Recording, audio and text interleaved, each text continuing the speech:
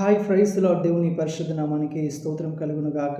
చూడండి, మనము దేవుని చేతిలో పాత్రలమై ఉన్నాము. అయితే ఈ పాత్రల్లో ఘనమైన పాత్రలను, ఘనహీనమైన పాత్రలు కూడా ఉన్నాయని దేవుని వాక్యం సెలవిస్తుంది. ఈ ఘనమైన పాత్రలు ఎలా ఉంటారంటే, వారు లోకంలో చెడ్డదాన్ని అసహించుకొని మంచి కార్యాలను ప్రేమిస్తారు, దైవికమైన కార్యాలను ప్రేమిస్తారు. దైవికమైన మేళ్లను బట్టి, ఆయన కార్యములను బట్టి ఆయనను స్తుతిస్తారు, ఆరాధిస్తారు, ఘనపరుస్తారు. దేవుని యందు భక్తి కలిగి జీవిస్తారు. ఆయన చిత్తాన్ని ప్రేమించి దాన్ని జరిగిస్తారు. దేవుని వాక్యాన్ని హత్తుకొని జీవిస్తారు. అన్నింటికంటే ఉన్నతంగా దేవుణ్ణి ఉంచుతారు. అంత మాత్రం కాదు, వారు పాపమును విడిచిపెడతారు, దాన్ని అసహించుకుంటారు.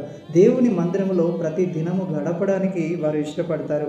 ఇంకా నిత్యమైన వాటి మీద, అదృశ్యమైన వాటి మీద వారి దృష్టి ఉంటుంది.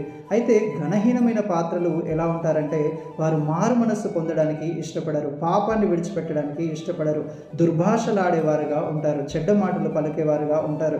దేవుని వాక్యము వారి యొద్దకు వస్తున్నప్పటికీ కూడా వారి ప్రవర్తనను సరిచేసుకోవడానికి వారు ఎంత మాత్రము ఇష్టపడక వారి హృదయాన్ని కఠినపరుచుకుంటారు.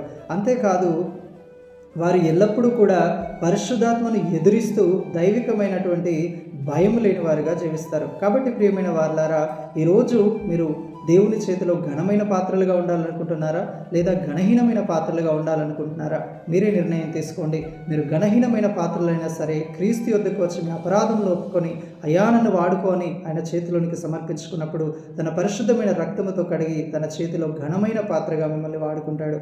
ప్రభు అట్టి కృప మనందరికీ దయచేయునుగాక. Amen. Praise the Lord. May God bless you all.